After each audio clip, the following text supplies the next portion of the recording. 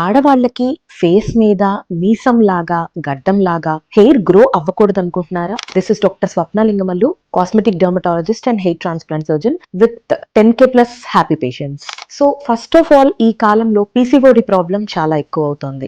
Junk foods, unhealthy processed foods తినడం వల్ల, అలాగే ఫిజికల్ యాక్టివిటీ తగ్గిపోవడం వల్ల ఈ ప్రాబ్లం, అలాగే హార్మోనల్ డిస్టర్బెన్సెస్ బాగా ఎక్కువ అవుతున్నాయి. మీ వెయిట్ ఎప్పుడు కూడా మీ బిఎంఐకి తగ్గట్టుగా నార్మల్ రేంజ్ లోనే ఉండేలాగా చూసుకోండి. ఓవర్ వెయిట్ వల్ల ఈ ప్రాబ్లమ్స్, హార్మోనల్ డిస్టర్బెన్సెస్ ఎక్కువ అవుతూ ఉంటాయి. అలాగే కొంతమంది హెయిర్ కనిపించగానే షేవ్ చేయడం, ప్లక్ చేయడం చేస్తూ ఉంటారు. దీని వల్ల కూడా టర్మినల్ గా డెన్స్ గా హెయిర్ గ్రో అవుతుంది.